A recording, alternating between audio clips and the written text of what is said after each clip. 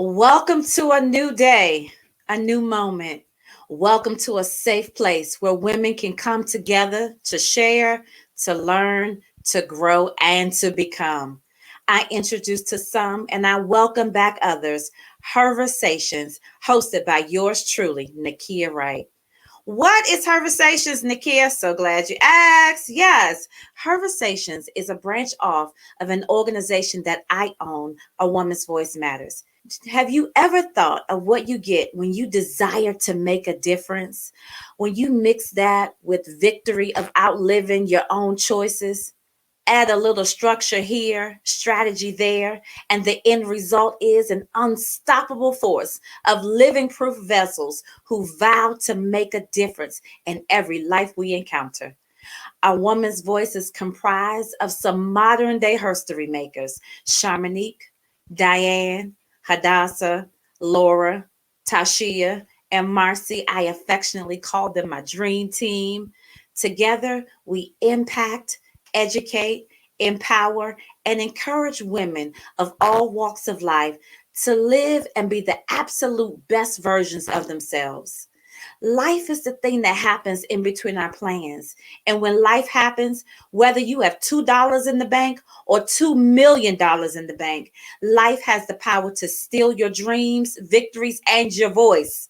While I will never confess to have all of the answers, I will confess to being living proof that if I can survive Nakia, you can survive you.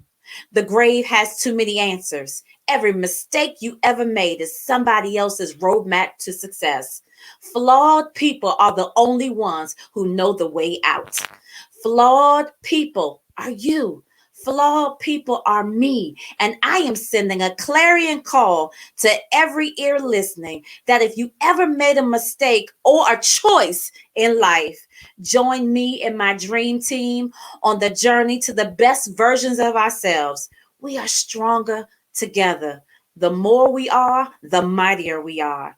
If you are not doing so, please make sure that you're following us on all of our social media platforms. You can find us at AWV Matters. Again, that's AWV Matters, or online at www.awvm.online.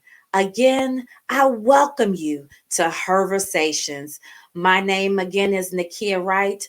I would not be who I am if it was not for a powerful vessel that God allowed me to carry his last name. I'm giving a shout out to my amazing husband, Donald Wright. He is my cheerleader, my headache some days. He is my gift from God. He is the absolute best thing that ever happened to me. I am grateful. I literally am living proof that when he wakes up every day, that I make sure that I am the present that he thanks God for every single day. Now, I don't always make that mark. Let me be quite candidly, but that is a lifetime goal. I'm honored to walk life with him, and I'm honored to be Mrs. Wright in every facet of life. And I would be remiss if I would not give all honor and all glory to my Lord and Savior Jesus Christ. He is the one that keeps me. He is the one that adds grace to my life, and he is the one that I will serve all the days of my life. So here we are, another edition of Conversations. And today I am extremely honored to share a moment with my sisters, Fatmata and Yolanda. But let's listen, Fatmata and Yolanda, hello. Thank you for joining me today. I'm so excited. Yes. Before they introduce themselves, let me briefly share with you how I met Yolanda and how I reconnected with Fatmata.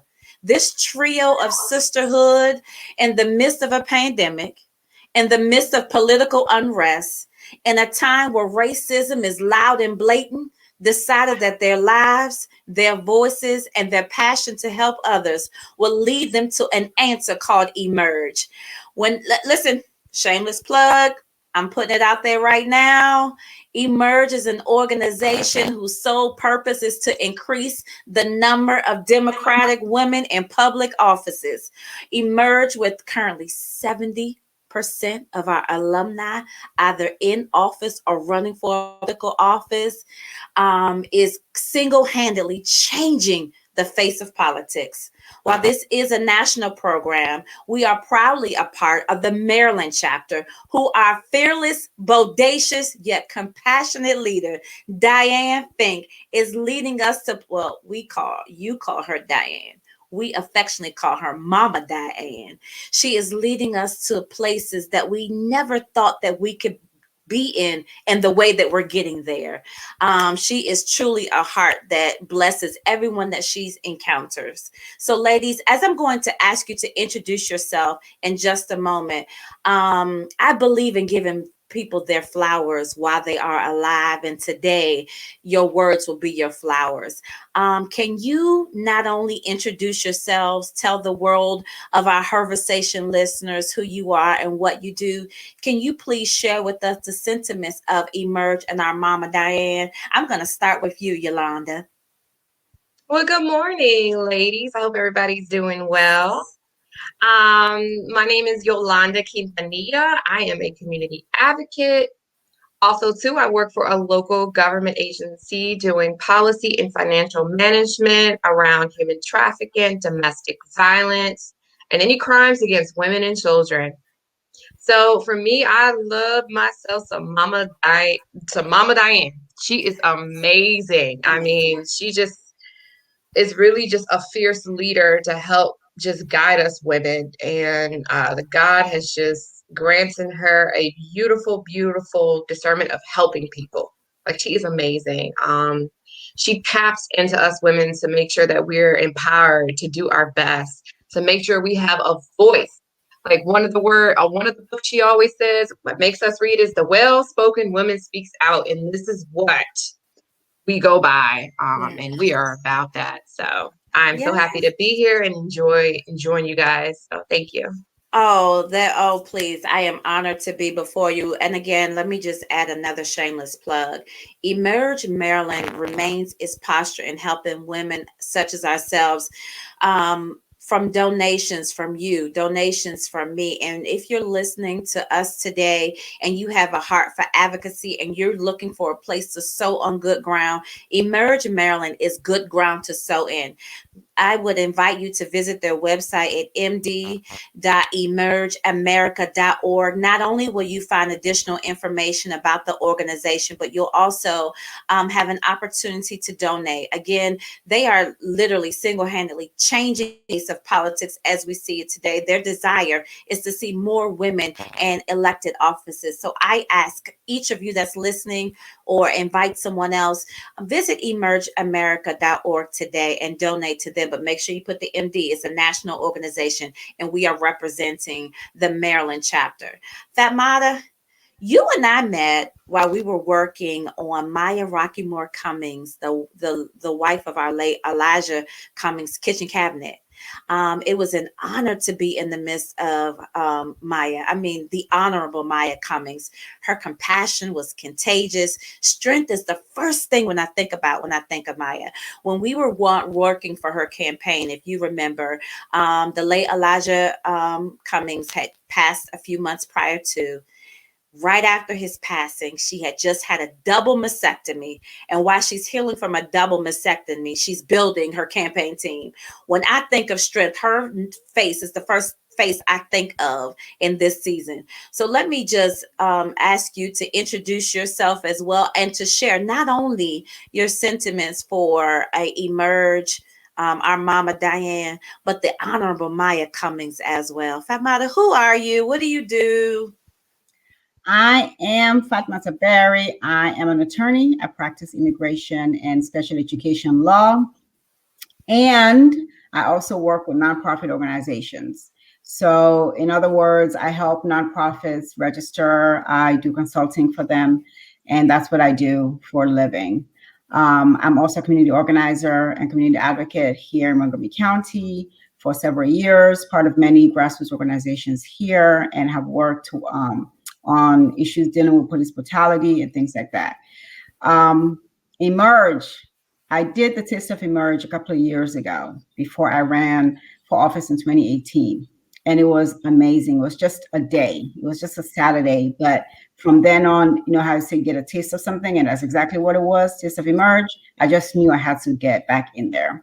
I was too late that year, but I knew I had to get back in there, and it's just been amazing. I've met the most amazing women. Um, uh, Diane, for the several years that I've known her, she's always been the same person. Like she has, when you meet her somewhere and you have a conversation with her, she's true, she's honest, she lays it out for you, but she makes you feel empowered that you can do whatever it is you're trying to do. She makes you feel like you can have a voice, and you can, I can send her a message and, asking whatever question, and her response is always, if the platform makes you feel good, go for it. And it's always something that sort of, she always offers herself. I'm here for you whenever you want. And that's just amazing. Oh my God, Maya. She is, from the moment I met her, she stood out on her own. Many times people refer to her as Congressman Elijah Cummings' widow, and she is. But she is a woman unto herself. She has always carved a space for herself. And it's admirable, the strength that she has, the empathy and the integrity. So many things that you see happen within campaigns. For me, sitting back and watching her, and the fact that she could take something that could possibly help her campaign, but may not necessarily, but may hurt someone else. I saw her take a step back. Yes. And that for me showed me who she really is as a person, as a leader. And, my admiration for her just grew the entire time I was volunteering on her campaign, because it just made me realize that, how sort of selfishly I was right. She's really an amazing woman. And she really is the type of person that I can stand behind. She's just an amazing person. The strength and perseverance that she has is immeasurable. And I think we lost an opportunity, but that's neither here nor there.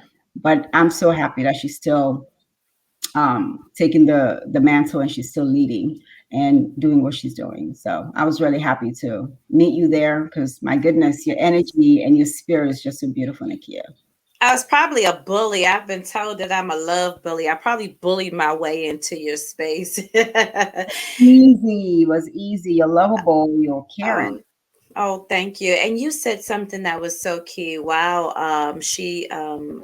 the Honorable Maya Rockymore Cummings did not get the victory in the race that she was running for. She still maintained her posture of leadership. She's still a loud voice. She's still a relevant voice. And for that, I will always honor her. And on the days where I have questions in areas I've never charted in before, she's going to be one of the top people on my list to call, because she truly is a modern day trailblazer and a history in her own right.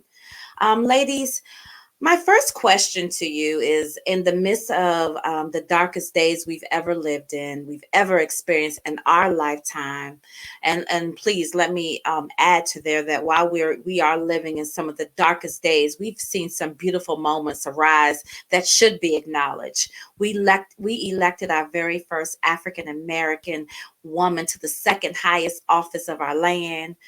I mean, absolutely amazing. It was a time where I can look at my daughter who's 23 years old and my granddaughter who's 3 years old. And I said, little brown girls, y'all can be whatever you want.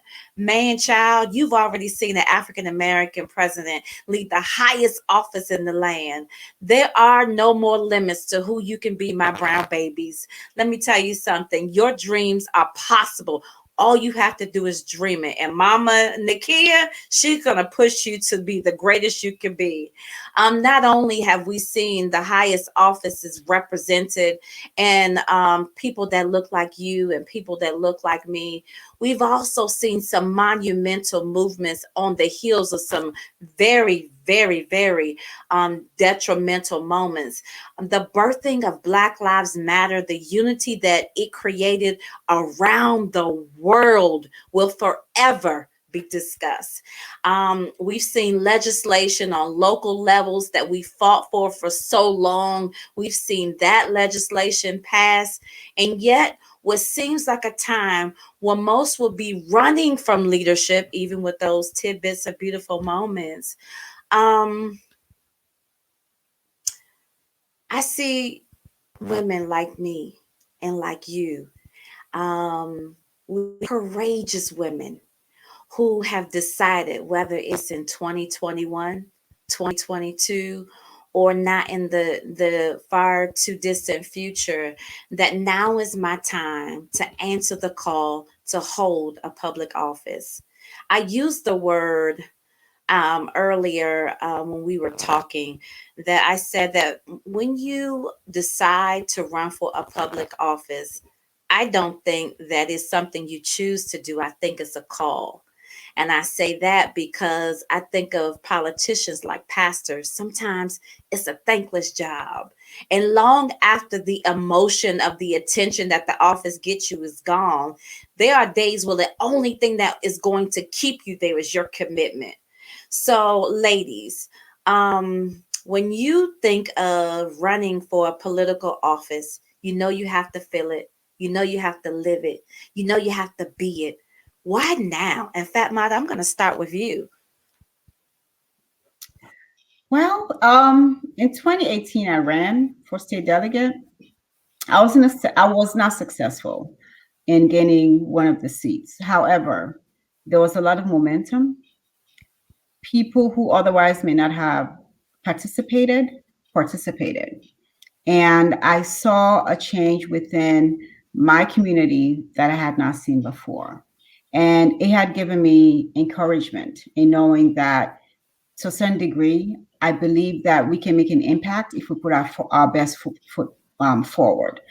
And over the last few years, seeing what has been happening in my county, in my community, in my district, I really believe that there's a question of equity, there's a question of fair dealings, there's a question of fair treatment.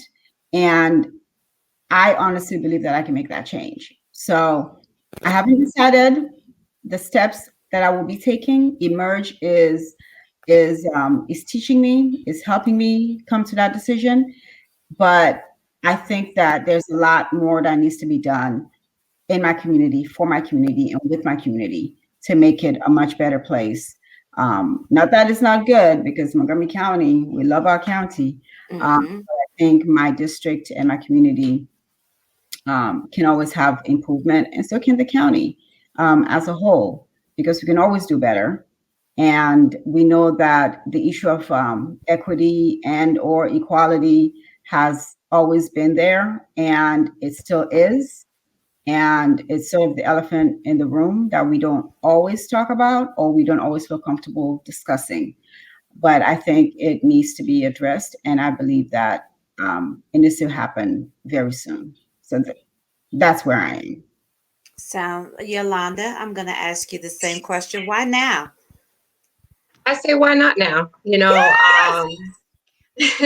It's something I always joke and say, like, I was born to serve. Since I was little, I come from a mom that's a retired educator, 35 years in the classroom, a father that is now a retired captain chaplain in the county and other regions too. And I was born to serve. This is our life is not just ours. We're here to serve, help people.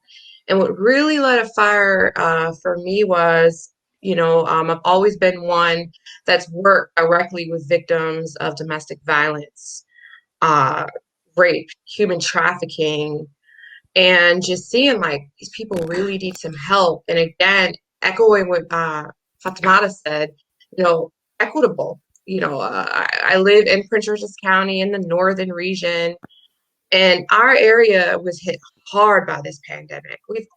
My husband and I have always served this community in this district through youth development, through sitting on human trafficking task force, through just working nationally with lethality assessment, and just sitting home through this pandemic and seeing that this pandemic does not discriminate against race, ethnicity, wealth, and just really getting in there and noticing that our area could use some improvements. It's great, but it could be better.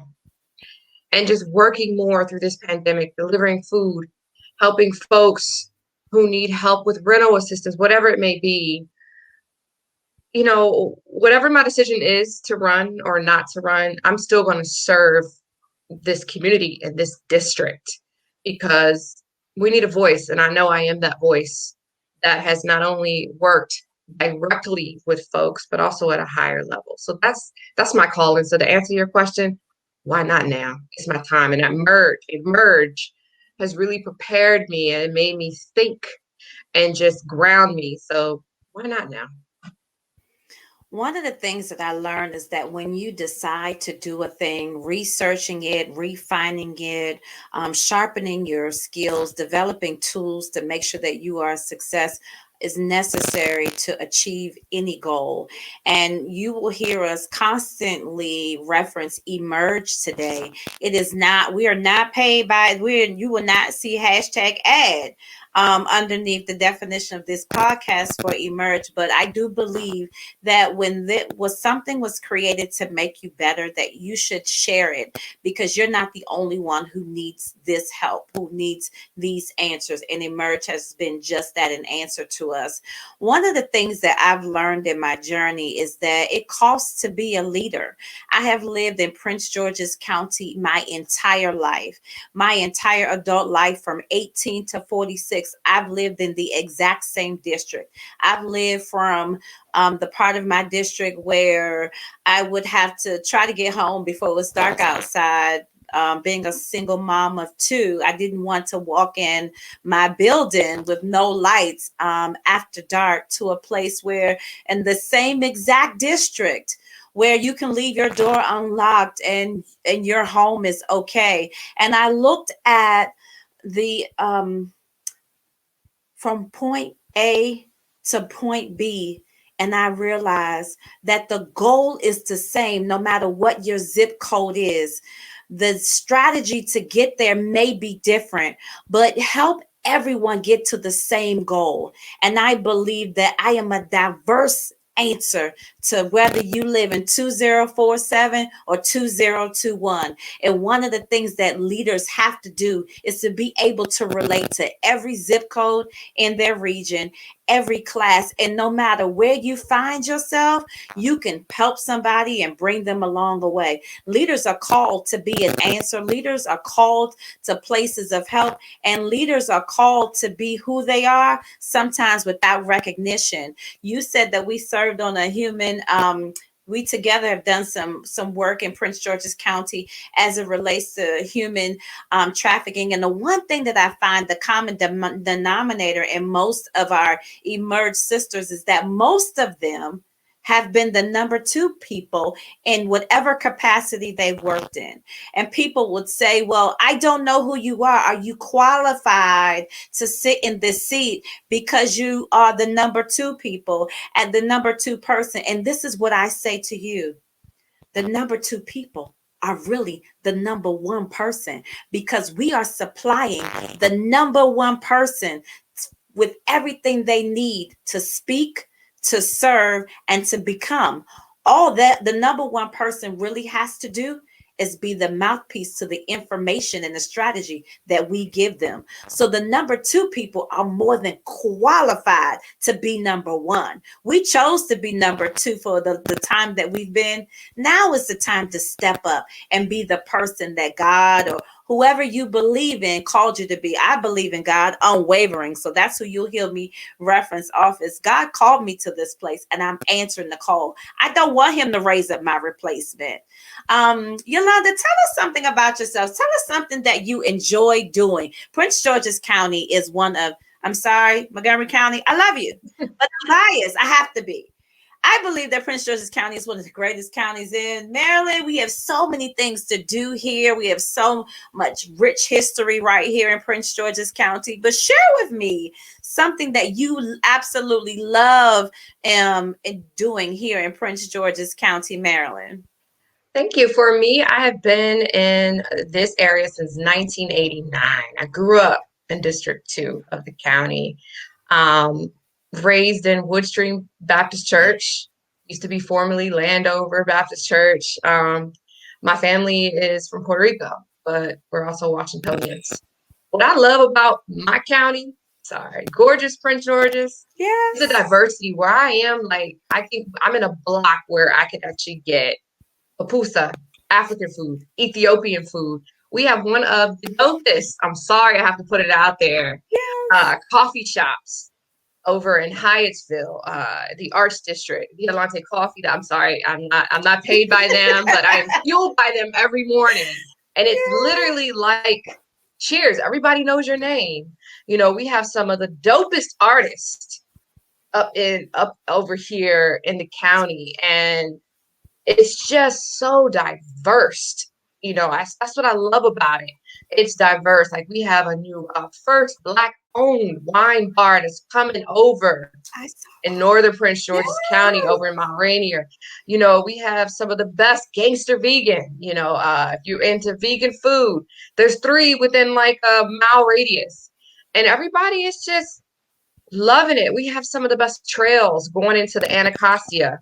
And again, you know, I'm just loving it. I'm just loving the international part, the arts part. It's very diverse. My daughter, who we're raising here in Prince George's County, where I was raised in the same district, gets to experience all that wealth of arts, knowledge. And, you know, one thing my parents drived on me was just being diverse in so many ways. And also not just being raised here in Prince George's County. I went to Bowie State University where I received my master's in public administration, Bulldog Pride, and it's important. So I love this county and I love my district. That's so great. That is so great. I'm so glad you said cheers where everyone knows my name. It reminded me that my organization, A Woman's Voice Matters, kicked off our small business tour right here, support our local businesses right here in Prince George's County. One thing that I believe during a pandemic, while so many dreams is dying, so many dreams have been birthed, but I do believe that during this time, it is vital for us to pour into our local businesses, to go and support them. They need us during this time. I do not want to have to go to Montgomery County to get a great cup of coffee, or I'm in District 6. I will drive to Hyattsville to get a dope cup of coffee, but I would prefer to remain close to home. So one of the things A Woman's Voice Matters is we kicked off our support our local businesses tour. And the first stop that we had was the Starbucks in Forestville, Maryland. And for me, that was a place, that was my cheers. That was my everyone knows my name. When that Starbucks was first built, I lived in Forest Creek Apartments. I screamed from the rooftops. I was so excited about it. And there were some days where life happened, and the only expression that I can give were tears coming down my face because life had stolen every word I could possess. I would walk into that Starbucks, they would call my name, they would greet me with open arms, and they would put a smile on my face.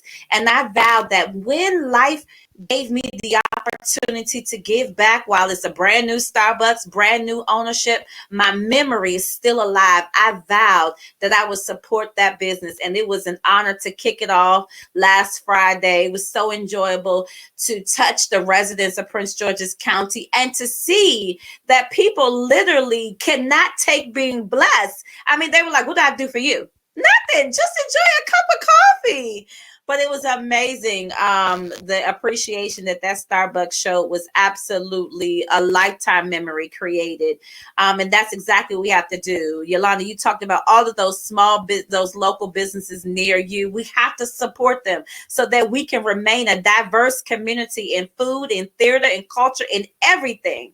Fatmata, what is it about Montgomery County that you absolutely enjoy being in the midst of? Wow. Well, it's sort of similar to Yolanda, because when I first moved here from Florida, it was because I moved here almost right after law school. And what I found was the diversity that Yolanda was just talking about. And I literally live where I can walk to store and get my African food, get my smoked fish, get my groceries. And in the shopping center, you have an Ethiopian store. You have different restaurants, from Asian restaurants to soul food, and it's amazing, and it's beautiful. If you go downtown Silver Spring, you have all these restaurants, from West African restaurants to Asian to Greek to French, you name it, you have it, Caribbean. And when nighttime comes, it becomes like this whole different place where you have the nightlife. That's just great. So when you put all that together, you can't beat it. And it's fantastic. From where I live, of course, for you to get downtown Silver Spring, you need to have a car. You can take the bus, but nightlife with the bus doesn't quite. Mm-hmm. So those are some of the issues that sort of put a little crink and stuff. But it's a beautiful county. We have so many parks over here, and the Parks Department is doing a great job in making sure that we have places to go to be outside. So many trails. It's beautiful. It's a great place to be. It is. Some say Montgomery County has. Uh, what is it? It's one of the richest counties in the state, or something, or in the country, or something to that effect. And which is true by numbers, statistically speaking. But they're also regular folks who are hardworking people, and we have a lot of hardworking people who take pride in themselves and in their community. So those are the things that I really, really enjoy about being here in Montgomery County, and the community service and community grassroots organizing that takes place here, and how vocal people can be. We've had police shootings here, and there are groups who will immediately get on it, and they will be vocal and boisterous, and will give a voice to someone who otherwise would not have had the voice. Will give a voice to children who otherwise would not have had the voice. And there are people who are unapologetic about that. And that is so impressive to me. And it gives me strength, it gives me motivation to remain here and be here and continue to work with the community. So those are the things I love about this county and my community and the neighborhood. That's so great. For me, and trust me, I've seen the passion behind Montgomery County. I've seen it on the news. Y'all are some extremely passionate people. For me, the parts about Prince George's County that stand out the most is, first and foremost, our golf course. My husband and my man child both play golf. We actually live right on the golf course. And while I do not actually play golf, I talk a lot of smack. I mean, you can't tell me that I cannot play, because I talk a lot of trash, but in actuality, I am not coordinated enough to swing, hit the ball, do that. I'm not coordinated. I don't have an eye for it. But I love our beautiful golf course here at the Woodmore Country Club. And when it comes to resources, Famata, you said something. I do believe, if statistics still remain the same, that Prince George's County has the largest number of wealthiest African Americans in the entire state of Maryland. And one of the things that I do enjoy about Prince George's County is the wealth of free resources that we have here in the county.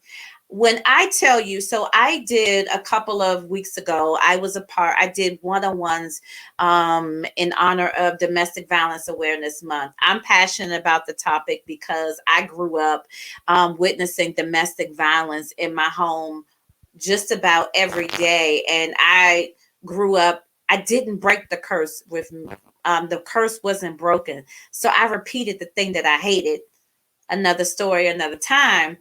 But to have, which this is where my passion is derived from, I had a town hall with Denise McCain, who heads up the Family Justice Center here in Prince George's County, and a group of other women.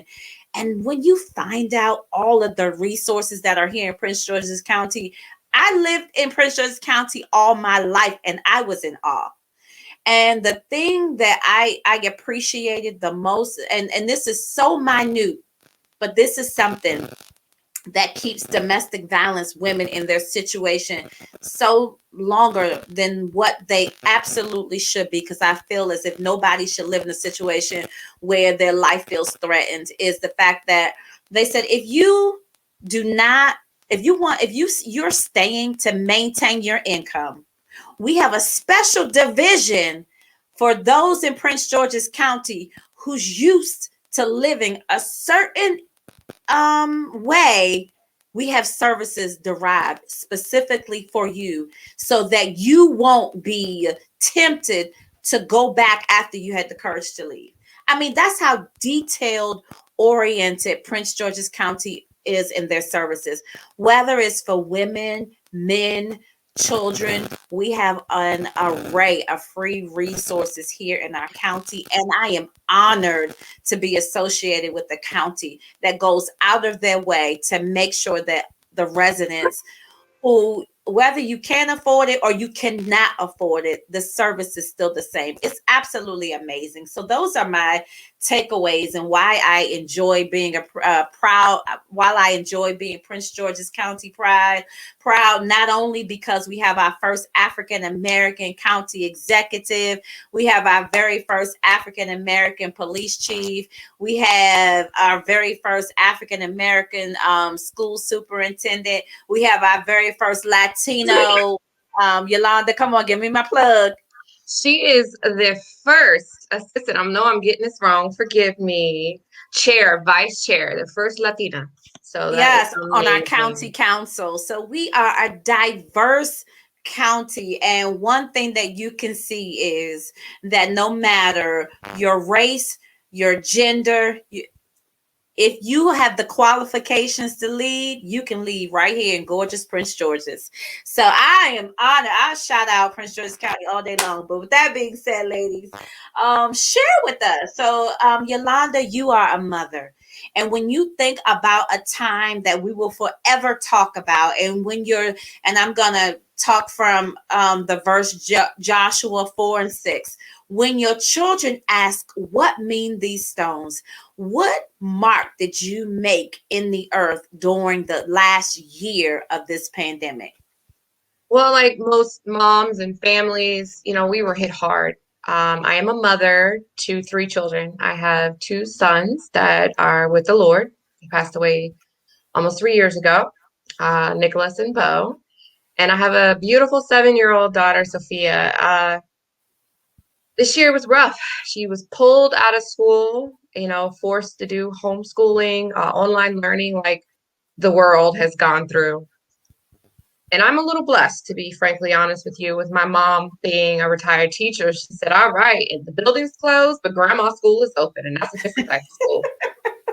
So this year, I'm so proud of my family and my daughter taught us resilience, being prayerful. And the mark I leave is you still serve. Because during this time, my family has still delivered thousands of meals to folks within our district who were suffering and impacted, not just physically from COVID, but emotionally, socially, economically.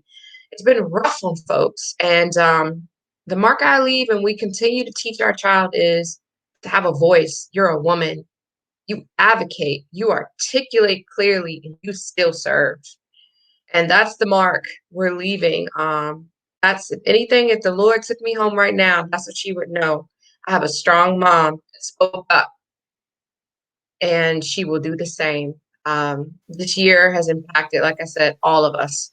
And it didn't discriminate. And we're Mm. still going through it. And Mm. we always put God first, and that's how we serve. So that's my mark, is to serve. Amen. Listen, we serve an unfailing God, so you are you are putting your trust in the right place. Fatmata, many of us are starting from zero. The legacies that were before us did not leave us a roadmap or strategy, some of us not even finances to do what it is that we were called to do. What are you doing to prepare the legacies behind you so they too won't have to start from zero? Wow. I don't have any children.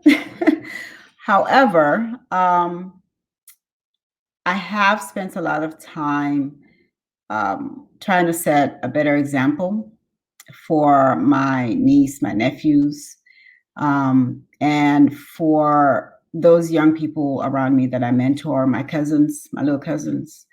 Um, really set an example by actions, right? So focus my attention on being a motivator, focus my attention on uplifting, and focus my attention on giving a helping hand where needed.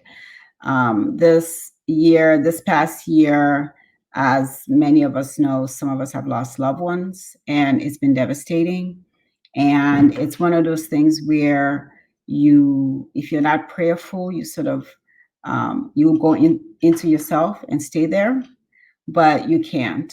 And you have to be stronger, not just for you, but for those who are around you and are watching and are looking for guidance and direction.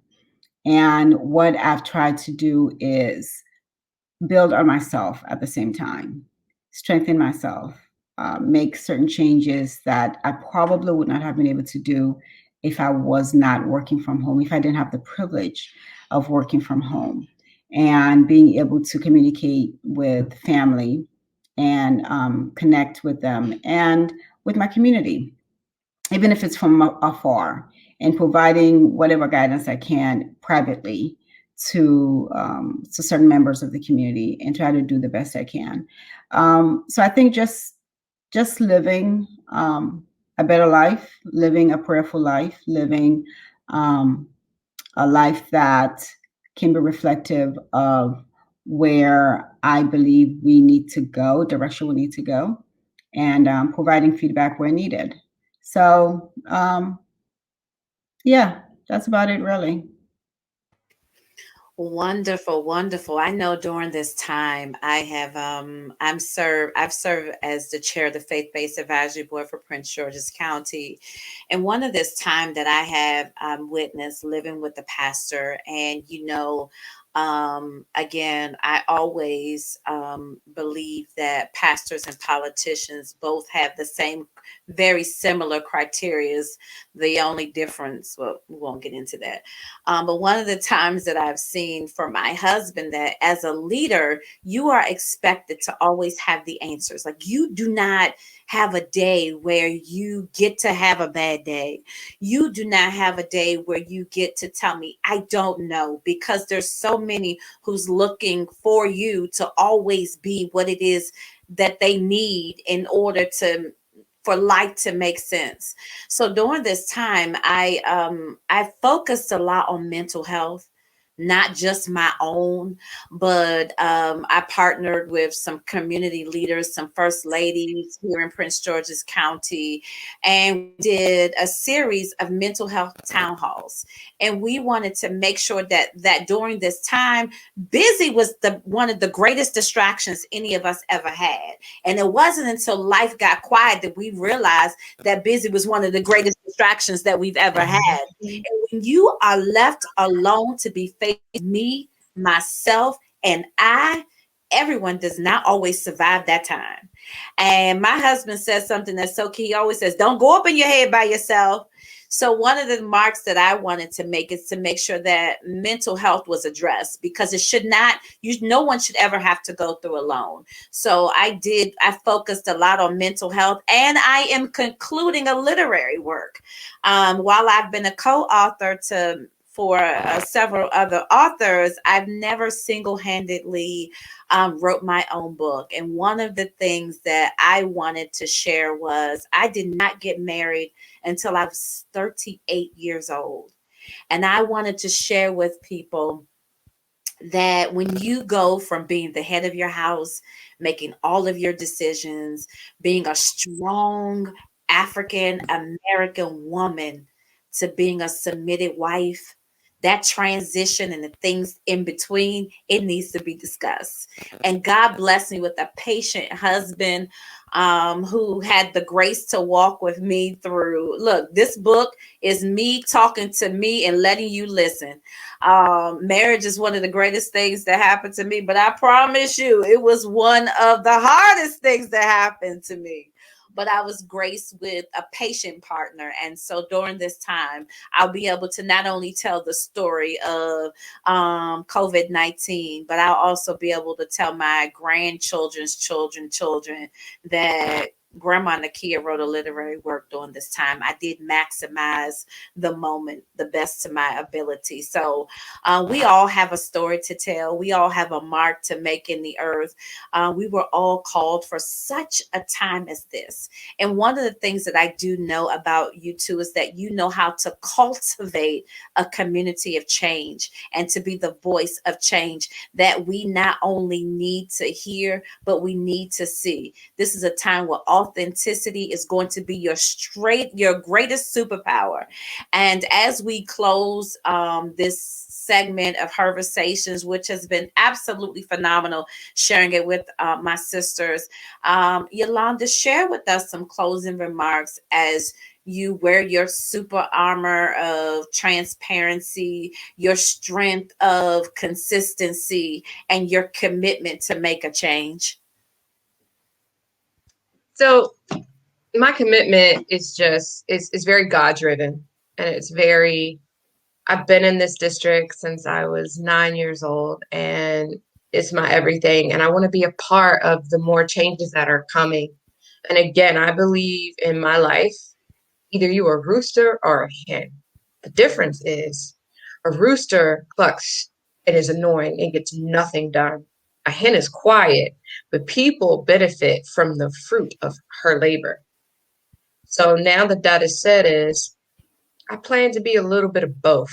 I will still get things done, but in my works of direct services for over 15 years, people with benefit, is now time for me to be a louder voice while still getting things done. So in life, I am that hen, and I will continue to make a mark. And that is my legacy, and that is my commitment to Prince George's County, because I am Prince George's County pride. And to you, Fatima, I love. I'm gonna come over there and try some of that fish over in Montgomery County. You guys do have some good Ethiopian food. They got nothing on Prince George's County. I'm sorry.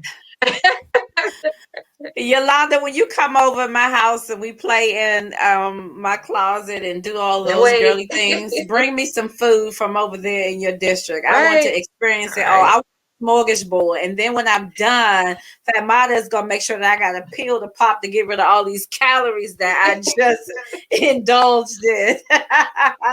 One of the things that I'm honored to share with you ladies is that we share the same sentiments as it pertains to local elections. Local elections are extremely important. They are the elections that affect where we live, work, and worship. And the local elections are the least, let me just say this, because I don't want to be offensive when I say it. So I want to be very specific. I want to be very clear in my wording. There are not a lot of voters that turn out for local elections. And we are going to scream it from the rooftops how important this is. The schools, the public schools that your children go to, the charter schools that are in Prince George's County, the rules, the regulations, the money that is spent, your tax dollars as it pertains to education, it is done by the people that you elect to the school board to the local area that you live in. When you run a red light, when you speed through a red light camera, when you have a run in with the law, when you have to go before a judge, if you are like me, we have young kids. And while I hope that my children never have to be faced with this, well, actually, my daughter, because she's speed demon in the car, they have to go before a judge, and that judge will determine their fate. Do you realize the power you have in your county? You put them in that seat. You have the power to say who sits on the bench and who does not sit on the bench. When you look at our roads, our potholes, do you want 2 days a week trash? I know that I do. When you look at your county, how it is governed, the upkeep of the county, Do you realize that you put your county executive in his or her office by going to the polls? Local elections to me matter, while general elections do matter because they do put the president in office. He is the high that is the highest office of our land. Where I lay my head at night matters so much to me. And we put those officials in office. Local elections matter. Fatmata, as you are deciding what life is going to, where life is going to take you, and what it is that you're going to do, one of the questions that I would love for you to answer, because you did something that you probably take lightly, but not many people recover from it. You said you ran for a political office and you did not win the first time. You're Gary, you have enough strength, enough tenacity, enough fortitude to do it again. How are you able to do that? Because I know people that lost elections and I have not heard from them since. Well, I think part of the thing was the reason I wanted to run to begin with was not just to run or to have a position, but to make an impact. And that hasn't changed, right? So from the minute the decisions, the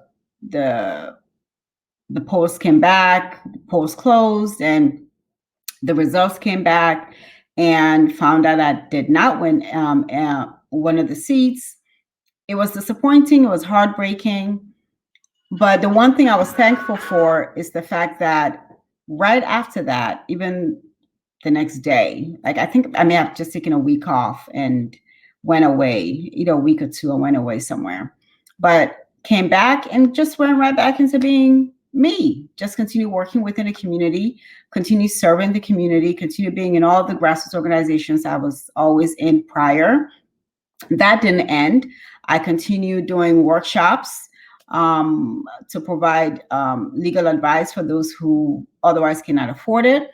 I continued doing everything that I was doing before I started running in 2018. So that didn't change. And up to this point, I'm still doing the same thing, whether I'm doing online because of COVID, of course, whether I'm doing online presentations on legal issues or online presentations or discussions on local or community issues, or doing a lot of civic engagement. So I've continued being more involved in coalition building. So getting involved in all these women groups and ethnic groups, cultural groups that have been sort of the backbone of changing the landscape in the 2020 election cycle. Because for me, civic engagement is extremely, extremely important for our communities. Extremely important, because the reality is, as you said earlier, Nakia, who you put in office determines how your life is going to be. I know many people think I don't do politics. And you know the saying, if you don't know politics, politics will do you. And that's because who you have in office are the ones who make the decision how much you're going to be making per hour when you work, will be the ones to determine whether your potholes will be fixed, will be the ones to determine how long your child will be in school, will be the ones to determine whether your child goes to school at all. And that has shown you during this pandemic, there are people who are making decisions for your child's daily life, not you, them. And those are the people who are in charge. And they're in charge because either you put them in office or by your vote, or you put them in office by you not voting at all. So it's you have these dynamics going on. So I've spent a lot of time trying to get people more civically engaged. Wait. I want you to repeat something you said. Either you put them in office by your vote, or you put them in office by not going out to vote. That is extremely powerful. Correct. I'm sorry, that bear repeating. That's okay. For me, I always want to make sure people understand that you speak by your actions and by your inaction. And that is something that we have to internalize and keep within ourselves and know on a daily basis that when we think about what we're going to do or not do, think about the consequences of those actions or non-actions. And it matters. And civic engagement, I know people don't like talking about politics. But I like to make sure people understand you live politics every day of your life. If you have a job, there's politics in that workplace. If you're in a relationship, there's politics in that workplace. There's politics in your home life. It does, no matter how you want to cut it, there's politics. Mind you, there's dirty politics, right? In the public sphere. However, it doesn't have to be dirty. Politics does not have to be a dirty word if you use it to the benefit of you and your community and your loved ones. And that's where we have to be, because it makes a huge difference. We've seen it the last 4 years. We saw it the last 4 years. And if nothing else, that's what I've been spending my time trying to impress on people, impress on my community, impress on my county, impress on those who otherwise would not take the step to go forward, either to vote or to run. Even though they may want to run for office, they're scared of running. Don't be scared. All the public can say is no, we don't want you. But you put your best foot forward, and you put your case to them as you do any other job interview, because that's what it really is, right? It's a job interview. I'm asking you to hire me to represent you. That's And good. that's what I've been doing. That's excellent. Ladies, I have to say thank you so very much. I adore sharing space with you. I'm grateful that God saw fit for us to be in the earth at the exact same time. And I'm grateful that our paths met. As you are gearing up to consider running for offices, it is my heart's desire that it is a sweatless victory. It is my heart's desire that after we've lived through the last 4 years of who we lived through, after we witness an insurrection, that during this campaign season, that everyone choosing to run will focus on what it is that they can do for the residents of Prince George's County, that we will not increase the divide, that the spirit of division that was already planted in the earth. It is my heart's desire that we all realize that every voice matters, that every life matters, and that it takes courage to say that I am going to be a part of change, and that as you run, that you will not have to face the giants of attack in order for you to be a success. Ladies, I thank you so very much for all of you tuning in. I thank you for being a part of the second episode of Herversations. This is a place where you matter, your voice matters, and together we all matter. I ask that you join us on April the 5th as we have another edition of Herversations coming up. And again, to Fatmata and Yolanda, I wish you all the best in life. I thank you for sharing your voice with us today as it pertains to your journey, local elections, and your why. Some people need to hear your why because it'll ignite something in them and it'll make them continue to be great. Until April the 5th, I wish you the absolute best.